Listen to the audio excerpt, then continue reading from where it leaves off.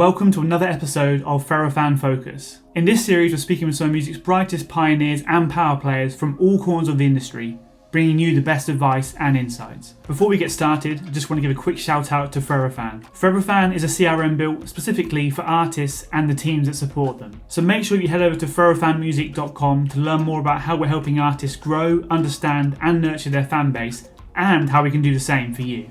My colleague Sean recently sat down with Nick Cappelli, an admin A&R at the independent recording and publishing company APG. This is one of those legitimate companies that you want to, that the people who are doing it are different. And when I say different, there's this part of the industry where you got completely indie folks, and then you have the other part where there's like your super major label, right? But there's this in between where they're so indie and so strong, but they're still like killing it at such a high level.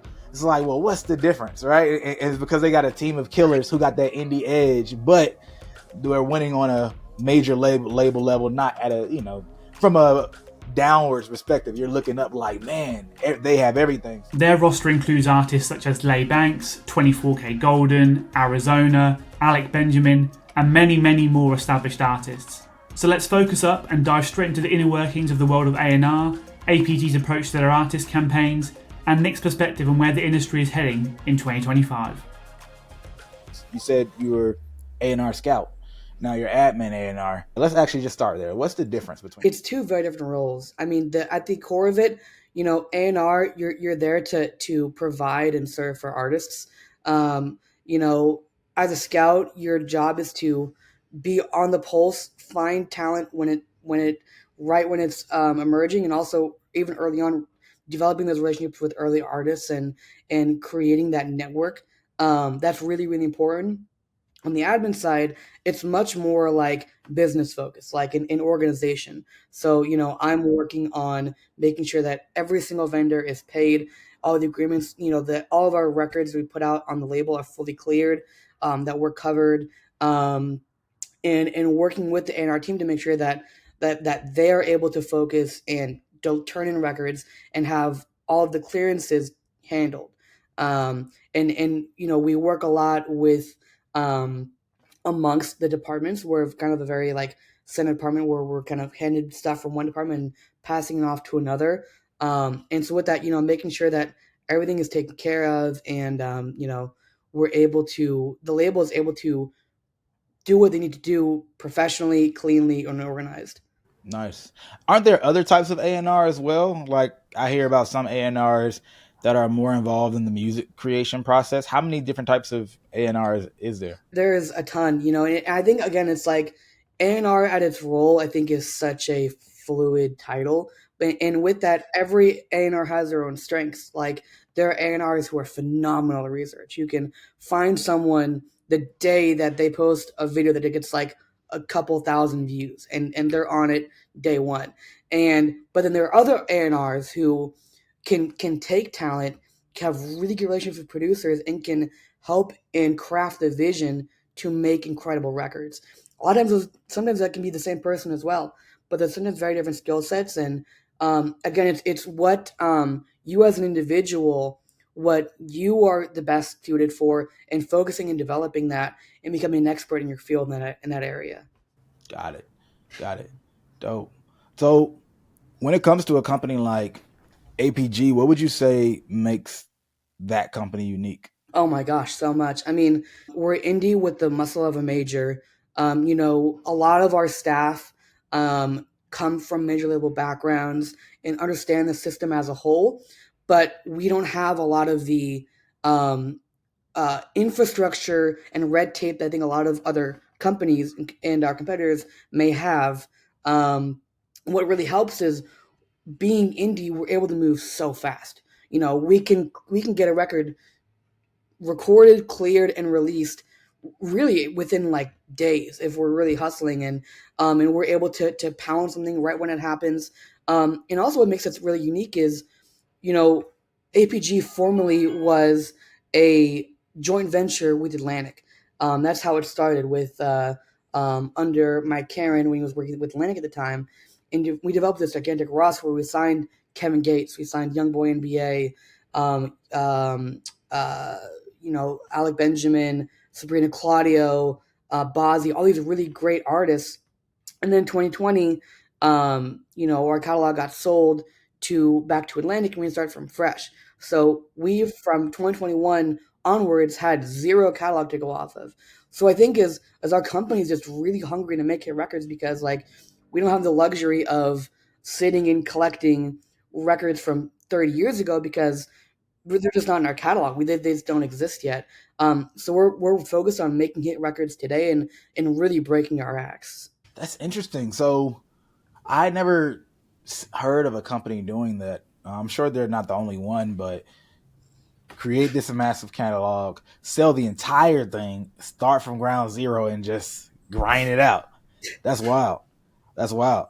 Have there, since you've been there, have there been any like big records that y'all are proud of? Absolutely, and we're very proud and honored to work with all of our artists. I think some of the biggest wins this year came from Lay Bankz had "Tell Your Girlfriend," which was massive. That made, I think, top 50 Billboard.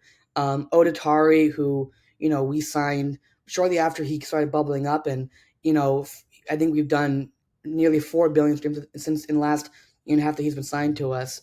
And so that's been really great for us. We worked on the Fast 10 soundtrack. It was I think our fourth or fifth time working with the soundtrack, but this was the first time doing it fully indie, which is really exciting. Um, what else? We this newer artist, Flawed Mangoes, is an instrumental act. Has a lot of really really great guitar and melodic based music. He also was recently on the Kai Cenat stream, which was really exciting.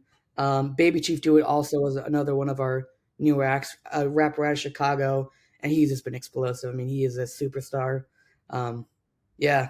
That's dope. So you have like in creating these hits and then coordinating with companies like or projects like the Fast Seven. Um, I imagine there's a lot of opportunities that y'all have pulled for these new artists that come in. Is there anything that you've noticed that an artist probably can learn or get themselves accustomed to faster when they come in to work with teams like yours? Absolutely. I think what's huge is like, you know, when you're assigned to a label, the label really wants to work with you. They're willing to put not only your advance and your funds and stuff that you have for to make the music, but you have all of the man hours they're going behind, and the staff that is working and trying to make your careers successful. And I think being there's two sides of it, being open to suggestions and hearing what they have to say, their expertise, but also, standing your ground, and like it, you've gotten to this point by making stuff that's really unique and making really good decisions. Don't let that go as well. And I think that there's always a happy medium that, that come out and with that come and create great, huge records. But also, like, as an artist, like, it's super important that you're constantly networking within your own artist community. So many huge collaborations and breaking moments come from artists just being friends, being in the studio one night together, and just being organic. And I think that's something that a label, they can't really create. They can't, make your connections for you. That's your responsibility as an artist to try to go off and make relationships that last, and can help both of you. Are you just referring to artist connections, or are you Yeah. talking about connections in general? Definitely artist to artist connections. I mean, artist connections in general. A lot of labels can help and plug holes. They have, yeah, as a very very vast networks, and they can also make introductions. But building relationships and creating rapport within your own community, within your own artist community, that's something that label, that they can't really create. You have to be there and make those connections. That makes a lot of sense. That makes a lot of sense. And I've heard a few times some of the older or established people in the industry have said things like they've seen artists miss out on connections because Mhm. they were in a situation, everything was being handled for them, and then when they left, they never made the connections with the people while they were there, and now you're just out on your own, right? Exactly, exactly. Do you have any networking tips in the industry just for like the more professionals who might be watching this? Absolutely. I mean, for professionals, I think that the biggest thing is like just do really, really great work, and don't be afraid to, share your wins with people, because people, first of all, people want to know. They want to know, like, just as valuable as artists are to labels, sometimes staff are even as important as artists. You have to have people who are in there, helping you make wins, and make bringing these projects to fruition. So doing really great work, and being in communities, and having a great name, and putting your best work on everything that you do, will carry a lot of weight. And then again, like, don't be afraid to share your wins. Like, that's what we're all here for. Like, everyone has good days and bad days, and being transparent with what you're doing, I think is huge. I got a couple of questions for you. Let's hear 'em. Outside of that, of course, I know I've been asking you questions, but these are our three special questions that I got to get your opinion on. Starting with number one, what's the best marketing campaign that you've seen? Oh, Brat. The Brat rollout was incredible. That was Nice. everywhere, and that started years ago. I mean, she made like an account, or made posts about Brat. She'd seen that out since like 2023, I think. I mean, it's been a long, long time coming, if not earlier than that. And then to see just how big it became, and because she just re-upped her deal with Atlantic, like, I think 2 albums ago. So this was like a second run with them, and so to see Wow. the team, first, see the future of an already established artist, and to have that be as big as it was massive. I had no idea that it started so long ago. Second question. Any type of beefs or jail sentencing type stuff aside, who took the biggest L in music? I don't want to be someone who's, I don't want to be putting anyone down. I think, though, there's a lot of times, I think artists as a whole, don't always know that there's an opportunity in front of them, and they don't Mhm. chase everything that they have. So I think, you know, the artists who kind of sit by, and watch stuff just kind of come and go because they're too cool, or for whatever reason they're having, those are some big misses. I'm glad you said that, man. I've seen a million times over an artist being too cool for something and then wish they did it later, right? Hmm. And reap the but they don't. It's hard to know that they're how much that opportunity means at the moment when it seems like, oh, that's just another thing. So I'm glad you said that. That there's a whole lesson on that. Here's the last question. What are the trends that you see coming? What's going to matter more in music? Um, I mean, the music industry is constantly changing. I think when artists are, um, I think, number one, like, just making the music, as just doesn't cut it anymore. I Mm, think having artists not only posting on TikTok and Instagram, because I think that's becoming much more of a norm now, or artists are leaning to those platforms, but also, like, you know, being open to like YouTube Shorts, which is huge. A lot of artists don't take advantage of that. They really need a lot of content over there. yeah. Even like in the hip hop community, Triller is really huge. Having Snapchat is massive. I mean, they have a massive user platform, and there's a huge revenue opportunity on that side as well. So I think trend. I think we're going to see a lot of artists that are going to be taking advantage of every tool that they have, and then a win on one platform can oftentimes mean a win on all platforms, and then you have this whole ecosystem that's growing, and your platform as a whole is becoming more established. Nice. Now, is there a trend or opportunity that you're personally excited about? A trend or opportunity that I'm personally excited about, I think, um, you know, I think one of the biggest things I hear a lot from artists is they all want to go on tour, right? Everyone wants to get an opening slot on tour, everyone. Yeah. Um, but I think, while those are really hard to come by, when those opportunities do present themselves, I think I'm really excited to see stuff like Chappell Roan and Sabrina Carpenter, who break off of opening slots. Not because the tour was really good. I mean, there are tons of really great opening slots, but their content, their focus on digital and telling the story past the stage is huge. And I think Mm. artists are going to be able to take advantage of that. And, um, you know, when you're doing shows, you got to get every 30-second clip of that show posted. You never know what's going to resonate with more than just the 150 people that are, or maybe even more that are in the audience that day, the social media is limitless, and yeah. That's great. That's great, man.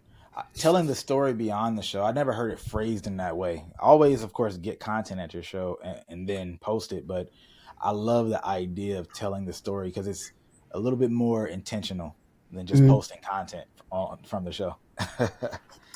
Nice. Well, man, I really appreciate your time. I think people are going to get a lot of value and insight from the perspective you brought here, because I don't even necessarily get this type of perspective as much as you hear the other marketers, right? The loud ones, right? The artists themselves. So really appreciate your time, man. And hey, you guys go check in with Nick. We'll put his information around the video. Marketing music as an artist isn't just about getting attention, it's about keeping it. Anyone can get lucky enough to go viral, but Forever Fan gives you the tools to build real, lasting connections. Instantly get access to a mini site that allows you to spotlight your unique brand to stand out from the rest. Use direct-to-fan management tools that allow you to understand who your fans are and where they are, so you can send curated texts and emails. And then create automated engagement campaigns that keep every fan feeling special, because Forever Fan continues to work for you 24/7 so you can make a good impression on current and future fans at all times. Your music deserves to be heard, and your fans deserve to feel connected from their first listen to forever.